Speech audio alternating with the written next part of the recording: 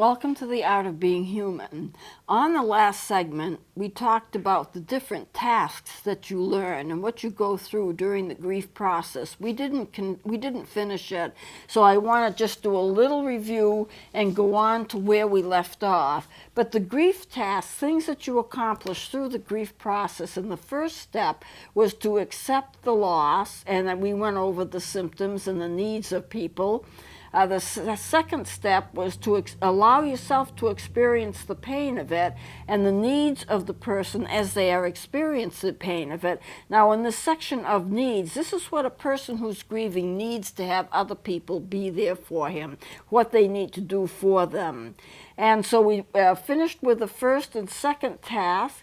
I'm going to put this down. Task 3, adjusting to the environment. We completed with that. And we talked about the reality testing. That was about the last thing that we talked about, but learning how to cope with the environment, learning how to make your own decisions, and learning how to say goodbye to the person, reinvesting your energy into another person or another situation. We went through that. Now, task 4, withdrawing energy from the deceased to other things. I mentioned this really already, but what happens is that you gradually, if you are the person who is bereaved, you gradually reinvest your energy into another person or another situation or another thing, and when that happens, you take your focus off the person that died. It may be the first time that you have taken your focus off the person that died, and I've often said that, you know, if you can just change your energy and just go to something else and start thinking about something else, then you're better off, and then you start to heal. You know, the worst part of a death, I think, happens after the funeral. Part of the thing that the funeral does is that it keeps you busy. You have announcements, you have obituaries to write up, you have to select where you're going to have a service, if you're going to have the service at all, and you have to do a lot of work for that service, and you know, what pictures are you going to show? Pictures in the church or wherever you have your service. A lot of people do show pictures of a person that has passed on, and there's just so much work to do. The announcements, everything. It keeps you so busy, and as you're busy and keep yourself busy, you don't have so much time to focus on the actual symptoms of the loss itself, the actual grief itself. So when does it hit? It hits right after the funeral is over and everything is done and everybody's gone home and you've had your lunch after the service and everybody has just split and left. And then you are left alone with your thoughts and you are left alone with your grief. That's when it becomes extremely difficult to go through. So the sooner that you can invest your energy elsewhere and not totally focus on the person that has died, the healthier you're going to become. The thing that's bad is if you can't do this and you're totally focused on your loss and you don't get the closure that you need. A funeral usually does that, but sometimes it doesn't. Sometimes you have to do something else in order to get closure. The purpose of the funeral, bring people together, celebrate the life, mourn the loss, and then get the closure that you need, and then you can move on in your life without the person there with you. But that takes a long time to accomplish all of that. That's why we have the list of tasks that you have to go through. And a lot of the symptoms and things you go through are concurrent with one another.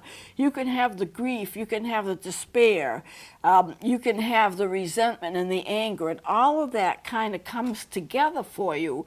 And it's a hard thing to experience. That's what makes grief so intense, because so many of the symptoms are so deep. The loss is so deep.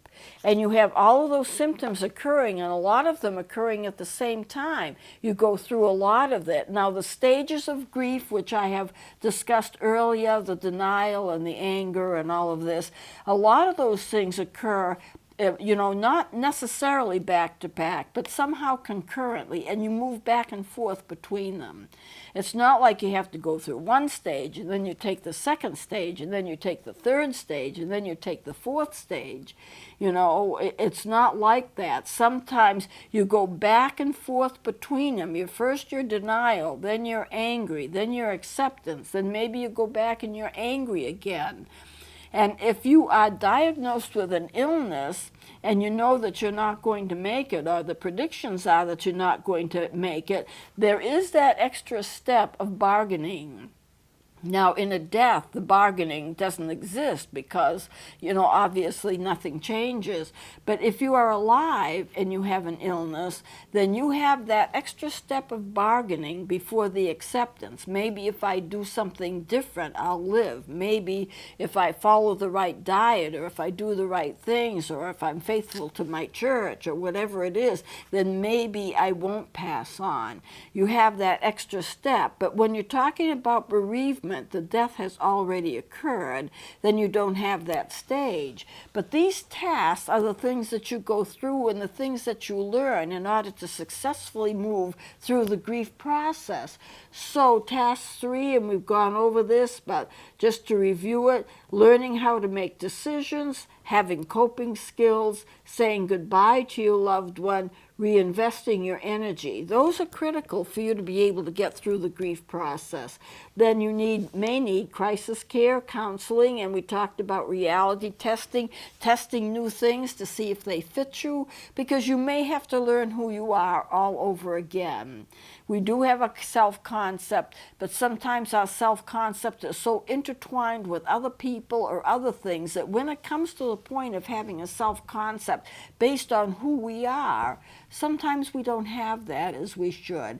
And I think that we need to have a self-concept based on who we are, but we also need to have healthy attachments to other people. I think we need to have both. And in too many people I've seen go through the grief process, they are attached so much to other people that if you ask them who they are, describe who you are, well, I'm somebody's wife, or I'm somebody's daughter, you know, or I'm somebody's cousin, or I'm somebody's mother or father, but they don't have an idea of who they are. In addition to that, a self-concept on their own, and that's what you really need to have to be healthy. Task 4, when you take your energy and you go from the deceased to other things, I've mentioned that, and the help that a person might need in that situation, they may need to have help with new skills. Maybe they never handled a checking account. Maybe they never paid the bills. They may need just help with life skills.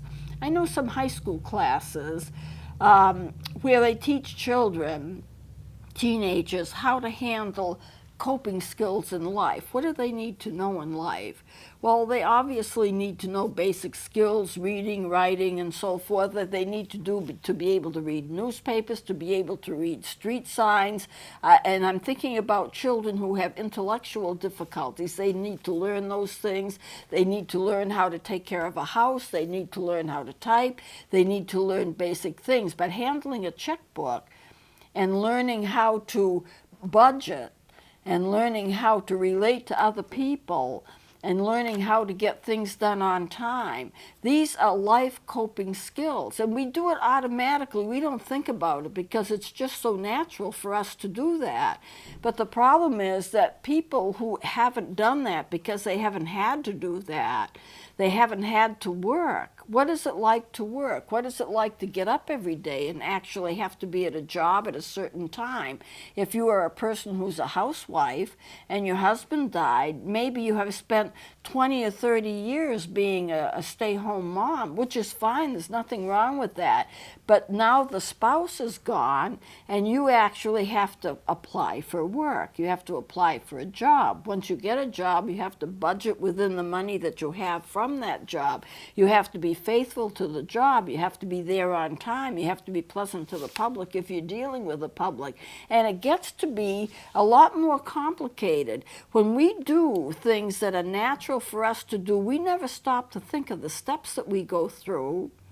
When I was teaching classes as a college professor, I had to prepare all the classes in advance. Just like I have to prepare what I'm doing on television, I prepare it all in advance. So when I'm coming in, I'm not just coming in looking at a camera and talking off the cuff, because I have things prepared.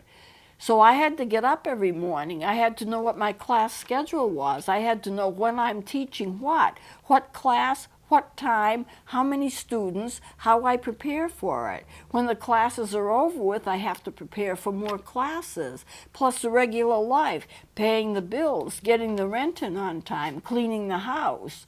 And meeting with my friends and going out with my friends and the various things that I do. And I did a lot of arrangement of experiments where I would spend a lot of time preparing visual illusion experiments because I was teaching psychology. And then writing a book. I wrote articles, I published a book. I had to prepare for all of that. The artwork for that, I had to do that all myself. I had to learn how to do it, because I did not know how to use art paper and India ink and all the things I had to do with special pens in order to draw the visual illusions.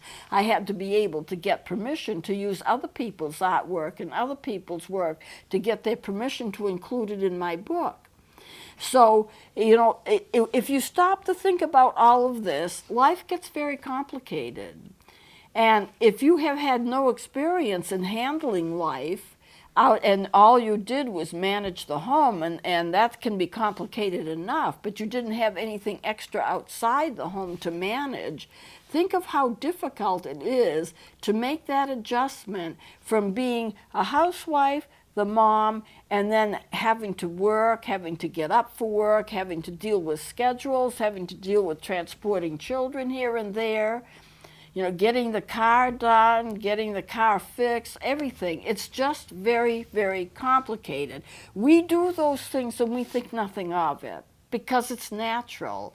We've done it all our lives. Oh, today I've got to do this, today I've got to do that. We just don't think about it as being complicated at all. But for a person who has been sheltered and has not done those things, to now have to do those things, those are coping skills that they have to learn. I remember teaching children who had intellectual problems at a special school for children who had intellectual problems. And we had special classes for them. They had to learn how to wash dishes. They had to learn to make sure the water wasn't too hot. They had to learn to do a little soap in the dishpan, not the whole bottle. And things like this we don't even think of. It's natural, we know what to do. But these children didn't. They had to be trained. Now, in a situation where there's been a death, the things that we consider to be natural and normal may not be natural and normal to a spouse who is not doing them. Hasn't done them. I'm not trying to equate that situation as an intellectual person who may need help. I mean, the person who is left is just as intelligent as anybody else, but their experience may have left them lacking in some skills because they've never had to do it. So we have to teach that. So the whole coping skills have to be there. You learn from the loss. You take your energy and you invest it in other things. So they may need help with skills and they may need help with their spiritual growth. Now, task 5 is similar to task 4. They have to learn to reach out to other people on their own, not just have their spouses do it. And here the needs here are the same as they are with task 4, learning new skills and help with their own personal growth. These tasks do not always occur in sequence. And task 3, which is learning how to cope with life, that occurs immediately. And all of these tasks kind of get mixed together. You do all these things together. So how do you help a person who is going through the grief process? People are afraid of saying the wrong thing, and oftentimes they say the wrong thing. But you need to be there. You need to listen to what a person is saying. You need to be sympathetic to them and compassionate toward them, but you can't trivialize what they're going through. To trivialize something means that you make it less important than it is. And you get to be condescending when you do that. Oh, it'll be okay. Oh, you'll learn this all right. Call me if you need me. And the worst thing is, how are you doing? You know, you don't know what to say, so you always ask a person, how are you doing? But you know they're not doing well, because if they were doing well, they wouldn't be in the grief process. So you know that how are you doing just doesn't mean a whole lot. The other thing is, a person is so involved in the grief process that they can't connect with those kind of statements. Giving advice, making statements, even if they're positive, seems like a very natural thing to do. But when a person is in a grief state, they can't connect with those kind of statements. So if you say, how are you doing? What's the normal response you always get? Oh, I'm okay. Now, the thing that's wrong with that is that they can't tell the truth and say, I'm horrible. Well, some people can, but a lot of people can't. So if you ask somebody routinely, how are you doing? They keep saying, well, I'm okay, but they're not. So it is much better to reflect what they're feeling and not do the traditional, I'm okay, you're okay kind of thing. If a person is in grief, I wouldn't say, how are you? That sounds entirely too cheery. I need to reflect what the person is going through. And what the person is going through is grief and emotional pain. Excuse me. So it's a lot better to say, I know you must feel terrible right now. The pain must be overwhelming. Your sense of loss must be just off the charts. In other words, you are reflecting what they're actually feeling. If you reflect what they're actually feeling, they can receive that, because that's what's going on. And they would say, yes, it's true. I really have a bad time sometimes, especially when I'm alone. And what will happen is, if you reflect the feeling that they are actually experiencing, they will acknowledge that. But something happens that's more important. They will feel understood. When my brother died, people said the usual things, and I responded in the usual way. Are you doing okay? Yeah, I guess I'm okay under the circumstances, which says nothing, really. It's just a response. But the secretary of a church said, when you hurt, I hurt. When you hurt, we hurt. And I thought, what a nice thing to say, because what does it show? They care enough about me that if I'm in distress, they share that distress. What does it mean? They care about me. So when a person is in deep distress and they're in deep grief, instead of the usual things, it must have been God's will. Well, at the time that they are in that kind of grief, they don't want God's will. What they want is their partner back. They want the loved one back. That's why they're having yearning. That's why they're having episodic pains. So what you say to them is, I know the grief must be awful. I know you must miss him terribly. And you say things like that to reflect where they are instead of the usual stuff that's said. And then they will respond to that in kind. And if they feel understood, they may go deeper. You know, there's a whole therapeutic thing, and I was trained in it, Rogerian therapy, where what you do in the therapy, and I've seen it done, and it's been magnificent when it's been done well, where you reflect what a person feels and then go a little deeper. For example, I had a student. And this was just, we were just kind of role-playing. But I had a student come to me, he was of another race, and we were taping the session, and he was saying things like, I don't want anyone to tell me what to do. I don't want anyone to tell me what my life is supposed to be like. I don't care if I have any friends or not. What are friends? Who cares about friends anyway? And he was in a lot of distress. And I said to him one thing. I said, what you're concerned about is you're afraid you're not going to be accepted by the other students because you're of another race. And he looked at me and he said, bingo. And what he meant was that I hit the nail on the head. Because what I did was reflect what his fears were. I brought all of his fears together. This, I don't care what people think of me. I don't care if I have friends. That's kind of a reaction to protect himself, because he's afraid he won't have friends. He's afraid people won't like him. He's afraid people will judge him because he doesn't look like the other people in the class. And he's afraid of all of that, but it's all connected to being in another race. So I took all of those fears and I took them together and I said, what you're really afraid of is that you won't be accepted. And he realized that was the case. And that's why he said, bingo, I'd nailed it. And he was sharp. He was a pretty sharp kid. He caught on to that. And when I had a friend of mine who had a stroke, and he was crying because he couldn't make himself understood. He could speak, but he couldn't speak clearly. He had a good mind. He understood what I was saying. He could understand what people were saying. He had a good mind, but he couldn't speak out what he wanted to, and he would cry. And so I said to him, you know, I know who you are, and I know that you are not your symptoms. Do not try to think of yourself as being your symptoms, because you're not your symptoms. You are you, and I can look past those symptoms and know who the real Paul is. And that was his name. His name was Paul. I didn't make up the name. So I talked to him about it, and I says, I know that you have a good mind. I know you understand what I'm saying. I know you're having difficulty in getting your words out, but I know that that's just the symptom. That's not the real you. That's a symptom. Do not confuse the real you with your symptoms. You have your symptoms, but the symptoms is not the real you.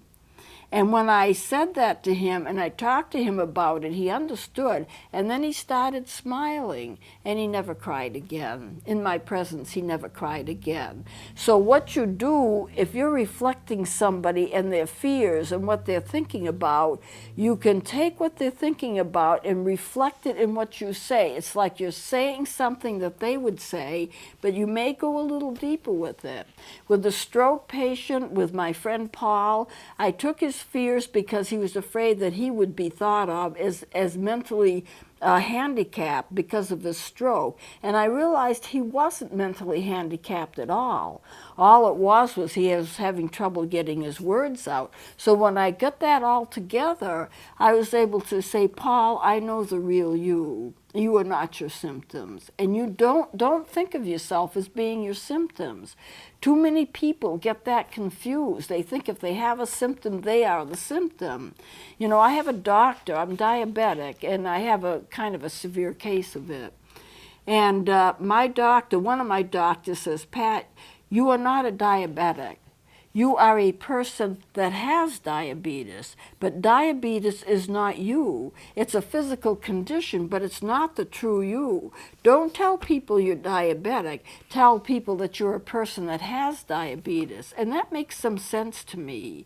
So when you're dealing with a person who is grief-stricken and they're going through all kinds of symptoms because of their grief, you know the true person. The grief is the symptoms they are going through. Those symptoms will abate. And when those symptoms abate, they will feel a lot better and they'll be back to themselves. Maybe not completely, because, you know, grief takes a long time to get over. The intensity of it will fade. The intensity of it will abate. But then after that, you get to be pretty much yourself, but you'll still have your moments when you'll feel sad. You'll still have your moments when you'll feel lost. But it gets less and less and less with time. So you have to be able to distinguish what the person is suffering from, reflect that back to them. if you kind of make a joke about it, or you you just say something to say something, sometimes it's better not to say anything at all than to say something that you shouldn't say. So I'm going to close it here because we're out of time, and we will continue next time with something else. I'll start doing a section on forgiveness, which I promised to do. So please join me next time.